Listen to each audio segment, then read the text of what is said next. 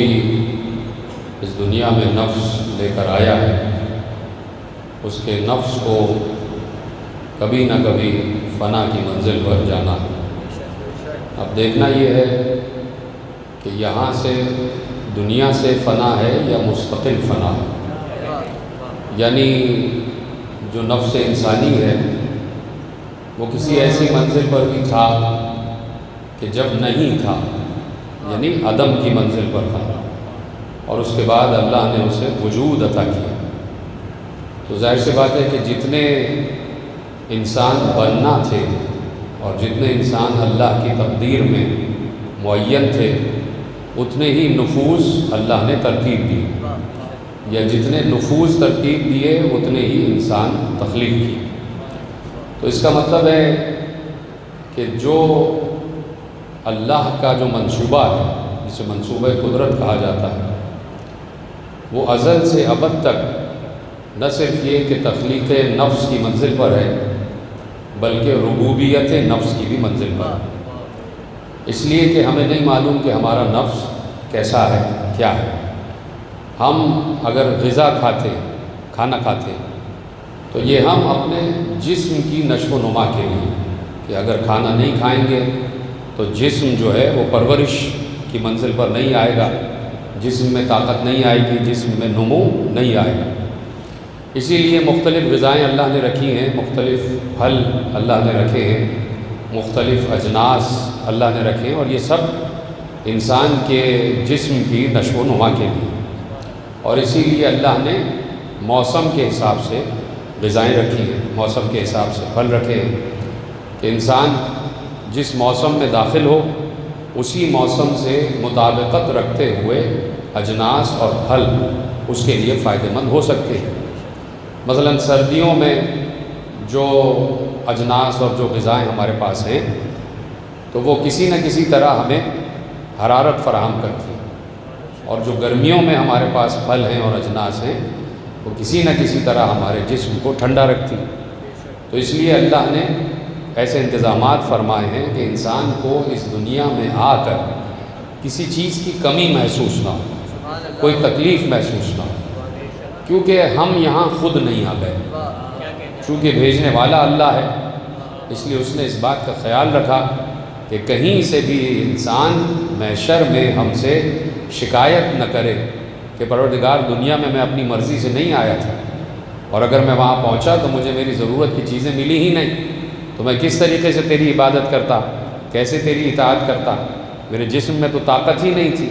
تو میں کس طریقے سے تیری فرما برداری کی اور تیری اطاعت کی منزل پر آتا۔ لہٰذا اس نے دنیا پہلے بنائی، دنیا میں دریا پہلے رکھے، یعنی پانی پہلے رکھا، دنیا میں غذا پہلے رکھی، دنیا میں ہوا پہلے رکھی، دنیا میں جو انسان کی نشو و نما کے لیے چیزیں ضروری ہیں وہ اس نے پہلے مہیا کی اور انسان کو بعد میں بھیجا، تاکہ کوئی یہ نہ کہے کہ کچھ دن تو ہم بھوکے ہی رہے اس کے بعد اللہ نے ہماری غذا کا انتظام کیا۔ نہیں، پہلے اس نے موسموں کا تغیر و تبدل رکھا، پہلے اس نے پھلوں کا نشو و نما کا سلسلہ رکھا، پہلے اس نے معجزن دریا رکھے، دریاؤں میں میٹھا پانی رکھا۔ اسی طریقے سے زمین کے اندر بھی اس نے پانی کی نعمت کو اجاگر کیا کہ اگر تمہیں دریاؤں کا پانی نہ ملے اور دریا خشک ہو جائیں تو تم زمین کے اندر سے پانی کو سینچو اور کھینچو تاکہ وہ تمہاری نشو و نما کے لیے مہیا رہے۔ تو اللہ نے انسان کو اس قابل چھوڑا ہی نہیں کہ وہ محشر میں اللہ سے کسی بات کی شکایت کرے، کچھ نہیں کر سکتا۔ تو اب دیکھنا یہ ہے کہ یہ جو چیزیں ہم کھا پی رہے ہیں یہ تو ہیں جسم کی تربیت کے لیے، جسم کی نشو و نما کے لیے۔ اب اگر یہ معلوم ہو جائے کہ نفس کس چیز سے بنا ہے، تو اگر ہمیں یہ معلوم ہو گیا ہے کہ نفس ہمارے اندر موجود ہے تو اس کی غذا کیا ہے، یہ کوئی نہیں بتا سکا کہ نفس کی غذا کیا ہے، یا اور یہ اس وقت کوئی بتا سکے کہ جب یہ معلوم ہو جائے کہ نفس کیا ہے۔ آج تک یہی نہیں معلوم ہوا کہ نفس کیا ہے۔ ابھی روح پر بھی گفتگو چل رہی ہے کہ انسان کی روح جو ہے وہ کس کیفیت میں ہے، کس شکل میں ہے، کس صورت میں ہے، آیا وہ انسان کی اپنی ہی شکل و صورت میں ہے یا کسی ایک مادے کی صورت میں ہے کہ وہ نور کی صورت میں داخل ہوتی ہے اور وہیں سے نکال لی جاتی ہے۔ تو ابھی روح بھی سمجھ میں نہیں آئی، اور ابھی نفس بھی سمجھ میں نہیں آیا۔ تو جب نفس سمجھ میں نہیں آیا تو پھر اس کی غذا کیسے دی جائے، پھر اس کی غذا کا کیسے بندوبست کیا جائے۔ اسی طریقے سے جب روح سمجھ میں نہیں آئی تو روح کی غذا کا کیسے بندوبست کیا جائے۔ تو اگر سائنس اس بات کی طرف آگے بڑھ رہی ہے تو اب تک وہ روح کی حقیقت تلاش نہیں کر سکے۔ بس یہ ہے کہ روح ہے، اسپرٹ ہے، انسان کو زندہ رکھتی ہے، اور جب یہ جسم سے الگ ہو جاتی ہے تو انسان مر جاتا ہے اور انسان ڈکے کی منزل پر آ جاتا ہے، پھر ڈیٹیریوریٹ ہو جاتا ہے، پھر انسان کا بدن سڑنے لگتا ہے، خراب ہونے لگتا ہے۔ اس لیے روح کے بغیر بدن کو مٹی کے اندر دبا دیا جاتا ہے کہ انسان کے اندر سے جو بدبوئیں ہیں وہ زمین پہ باہر نہ آنے پائیں اور زمین انہیں اپنے اندر سمیٹ لے،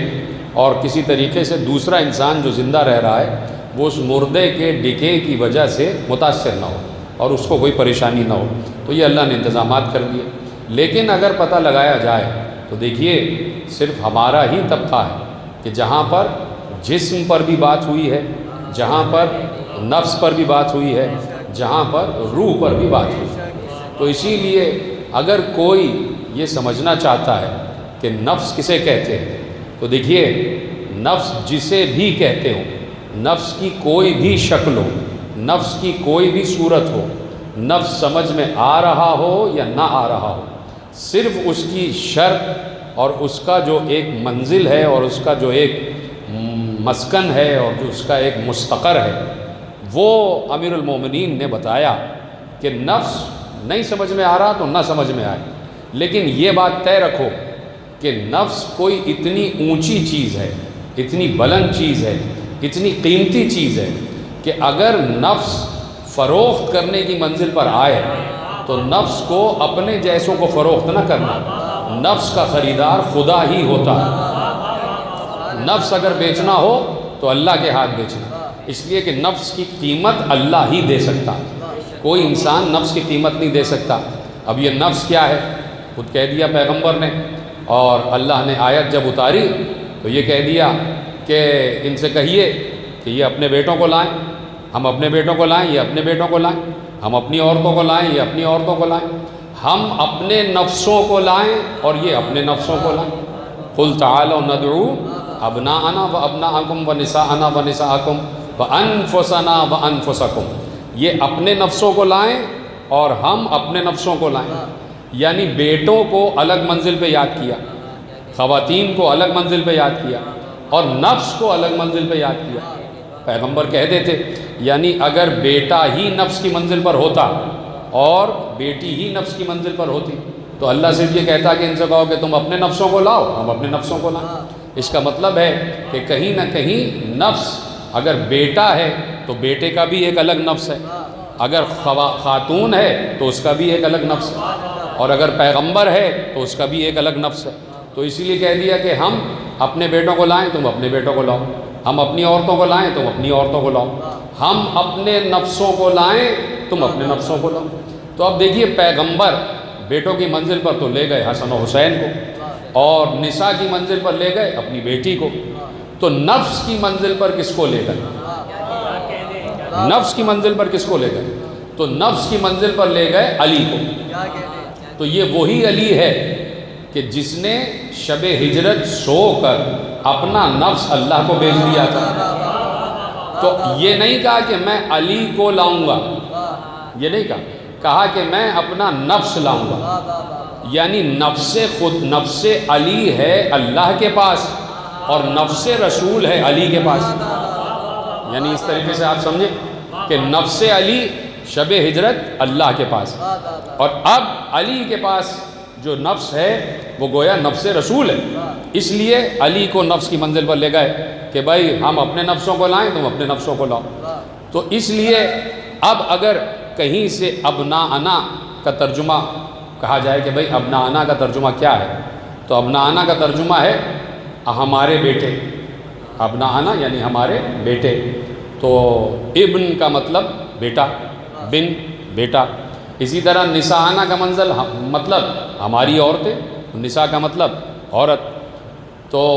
نساء اور اس کے نیچے لفظ الگ آ گیا ترجمے میں عورت۔ اسی طرح ابن ابناءنا اس کے نیچے ترجمے میں لفظ آ گیا ہمارے بیٹے۔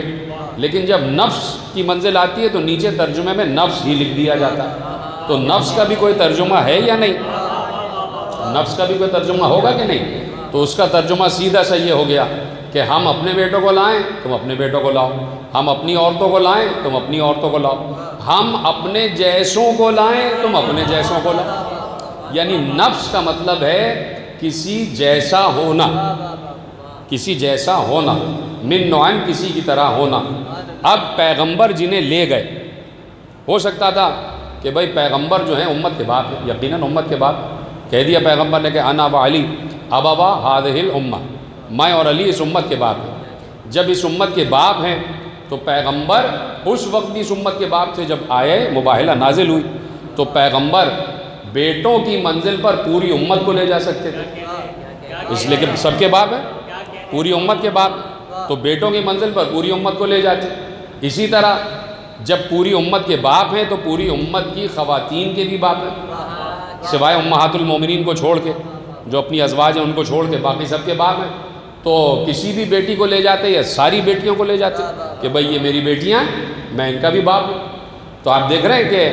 ابناءنا کی منزل پر صرف 2 گئے، نساءنا کی منزل پر صرف 1، اور انفس کی منزل پر صرف علی گئے۔ تو اس کا کیا مطلب ہے؟ اس کا مطلب ہے کہ یہاں پر جو لفظ ابناءنا، لفظ نساءنا اور لفظ انفسنا آ رہا ہے، تو ابناءنا میں ساری امت کو نہیں لے گئے، نساءنا میں ساری امت کی لڑکیوں کو نہیں لے گئے، انفسنا میں سارے دوستوں کو، یاروں کو نہیں لے گئے۔ اس کا مطلب ہے کہ یہاں انفسنا کا جو مادہ ہے وہ ابناءنا پر بھی منطبق ہو رہا ہے اور نساءنا پر بھی منطبق ہو رہا ہے، یعنی وہ بیٹے جائیں گے جو مجھ سے ہیں، وہ بیٹی جائے گی جو مجھ سے ہے، اور وہی جائے گا نفس کی منزل پر جو مجھ سے ہے اور میں اس سے ہوں۔ یعنی ابناءنا، نساءنا اور انفسنا میں منیت شامل ہو گئی کہ پیغمبر تینوں کو نفس کی منزل پر لے گئے۔ یعنی ابناءنا میں حسن و حسین بھی نفس کی منزل پر ہے، اور نساءنا میں زہرا بھی نفس کی منزل پر ہے، اور انفسنا میں علی بھی نفس کی منزل پر ہے، اس لیے کہ حسن و حسین دونوں کے لیے کہا حسن منی و انا من حسن، حسین منی و انا من حسین۔ اسی طریقے سے جناب زہرا کے لیے کہا فاطمۃ بضعۃ منی، اور علی کے لیے کہا انت منی و انا منکا۔ یعنی تینوں چاروں کرداروں کے لیے پیغمبر منیت کا لفظ استعمال کر چکے تھے، اس لیے کہا جا سکتا ہے کہ حسن و حسین بھی نفس رسول ہیں، زہرا بھی نفس رسول ہیں، اور علی بھی نفس رسول۔ یعنی یہ بات ہم اپنی طرف سے نہیں کہہ رہے، آپ دیکھیے جا کے بیانات پڑھیے، صحیح بخاری میں لکھا ہے، ام المومنین حضرت عائشہ فرماتی ہیں کہ میں نے رفتار میں، گفتار میں، حمائل میں، شمائل میں، لہجے میں، بات کرنے میں زہرا سے زیادہ رسول سے کسی کو مشابہ نہیں پایا۔ یعنی زہرا بات کرتی ہیں تو لہجہ رسول میں،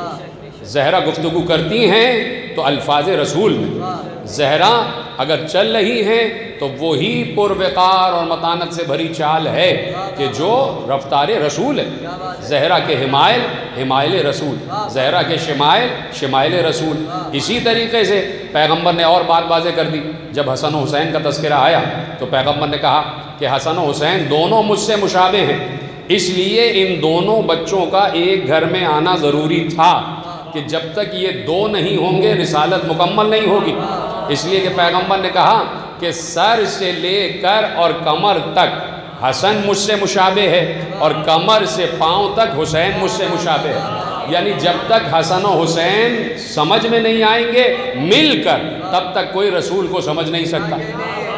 یعنی رسول کا سر سمجھنا ہے تو حسن کو دیکھنا ہوگا، رسول کے ہاتھ سمجھنے ہیں تو حسن کو دیکھنا ہوگا، اور رسول کے پاؤں سمجھنے ہیں تو حسین کو دیکھنا ہوگا۔ یعنی اس وقت تک رسول کامل نہیں ہوگا جب تک حسن و حسین نظارت کی منزل پر، رؤیت کی منزل پر، مشاہدے کی منزل پر نہ آ جائیں۔ اب دیکھیے مثلا پیغمبر نے امیر المومنین کے لیے ارشاد فرمایا کہ لحم کا لحمی یا علی، دم کا دمی یا علی، عزم کا عزمی یا علی، جسم کا جسمی یا علی، روح کا روحی یا علی، نفس کا نفسی یا علی۔ یعنی قرآن نے کیا کہا کہ سبحان الذی خلق الازواج کلھا مما تنبت الارض ومن انفسہم ومما لا یعلمون، کہا کہ ہم نے انسان کو 3 چیزوں سے ملا کر بنایا ہے، ایک مٹی، ایک نفس اور ایک روح۔ ہم نے 3 چیزوں سے ملا کر بنایا انسان کو، مٹی، اس کا نفس اور روح، یہ 3 چیزیں ملتی ہیں تو انسان کامل ہوتا ہے۔ تو اب پیغمبر یقیناً جب جنبہ بشری میں آئے، جب لباس بشری میں آئے، تو پیغمبر کا جو بشری لباس ہے وہ بھی یقیناً مٹی سے بنا ہے، اور وہ والی مٹی نہیں ہے کہ جو ہماری مٹی ہے، یہ پوری ایک حدیث تینت ہے کہ وہ تینت رسول کیا چیز ہے، وہ مٹی الگ ہی مٹی ہے۔ مثلا جناب آدم کی مٹی بھی عام مٹی نہیں تھی، عدیم ارض سے جو بہترین مٹی تھی وہ فرشتے لے کے آئے، اور وہ مٹی نجف کی مٹی تھی کہ جہاں سے جسد آدم بنا ہے، یہ حدیث ائمہ میں لکھا ہوا ہے۔ اسی طرح پیغمبر کے جسد کو جو جس تینت نے بنایا ہے وہ بھی کوئی عام تینت نہیں تھی، لیکن چونکہ پروسیس ہے تو اس پروسیس کو اللہ نے کامل رکھا کہ بھائی مٹی سے بنے ہیں وہی تینت کہ جسے تینت خاصہ کہا جاتا ہے۔ تو یقیناً پیغمبر کو بھوک بھی لگتی تھی، عام انسانوں کی طرح کھانا بھی کھاتے تھے، چلتے تھے، پھرتے تھے، آتے تھے، جاتے تھے۔ پیغمبر کو پتھر مارے گئے تو پیغمبر کو درد بھی ہوا، پیغمبر کے جسم سے خون بھی نکلا، تو خون کا بننا بتا رہا ہے کہ یقیناً کہ انہی مادوں سے مل کر بنے ہیں کہ جس سے انسان بنتا ہے۔ تو اب یقیناً تو پیغمبر اور جتنے بھی اجساد انبیاء ہیں، اب اللہ نے کہا ہم نے مٹی سے، نفس اور روح سے ملا کر بنایا، تو اب پیغمبر یقیناً یہ بتانا چاہتے کہ تم مجھ سے میری طرح نہیں اور میں تم سے تمہاری طرح نہیں۔ ہر آدمی مجھے اپنی منیت کی منزل پر نہ سمجھے، اور نہ میں ہر کسی کو اپنی منیت کی منزل پر سمجھتا ہوں۔ اگر پیغمبر یہی کہہ دیتے کہ بھائی سب کے لیے، تو ان کے لیے بھی کہہ دیا، تو شام والے کے لیے بھی روایت لکھی ہوئی ہے کہ پیغمبر نے اس کے لیے بھی کہا کہ یہ مجھ سے ہے اور میں اس سے ہوں، تو بھائی اس نے کون سا ایسا خاص کام کیا تھا اور ہم نے کون سا ایسا برا کام کیا ہے کہ پیغمبر ہم سے نہیں؟ جب اس سے ہو سکتا ہے تو ہم بھی منیت کی منزل پر آ سکتے ہیں۔ جب یزید کا بابا کی طرح پیغمبر ہو سکتے ہیں تو ہماری طرح بھی ہو سکتے ہیں، پھر ہم بھی کہہ سکتے ہیں کہ ہم رسول سے اور رسول ہم سے، ہم نے ایسا کیا قصور کیا؟ تو بھائی بات یہ ہے کہ رسول جس کے لیے کہیں وہی منیت کی منزل پر ہوگا، ہر کوئی دعویٰ نہیں کر سکتا۔ اسی طریقے سے کہہ دیا کہ بھائی 3 چیزوں سے ملا کر ہم نے بنایا انسان کو، مٹی سے، نفس سے اور روح سے ملا کر ہم نے بنایا۔ تو اب پیغمبر نے ایک بار علی کی طرف اشارہ کر کے کہا لحموں کا لحمی، دموں کا دمی، عزموں کا عزمی، جسموں کا جسمی۔ یہ پورا جسم رسول مکمل ہو گیا علی کی صورت میں کہ جہاں پیغمبر کی ہڈیاں علی کی ہڈیاں، عزموں کا عزمی تمہاری ہڈیاں میری ہڈیاں، جسموں کا جسمی تمہارا جسم میرا جسم، لحموں کا لحمی، دموں کا دمی تمہارا لہو میرا لہو، تمہارا گوشت میرا گوشت۔ یہ جسد رسول علی کی صورت میں مکمل ہو گیا، پورا جسم رسول علی کی صورت میں مکمل ہو گیا۔ اب پیغمبر نے کہا نفسوں کا نفسی، میرا نفس تمہارا نفس ہے، تو گویا نفس رسول بھی مکمل ہو گیا۔ اب کہا روحوں کا روحی، تمہاری روح میری روح، تو اس کا مطلب ہے روح رسول بھی مکمل ہو گئی۔ یعنی پورا وجود رسول علی میں جب منطبق ہوا تو پیغمبر نے غدیر میں اٹھایا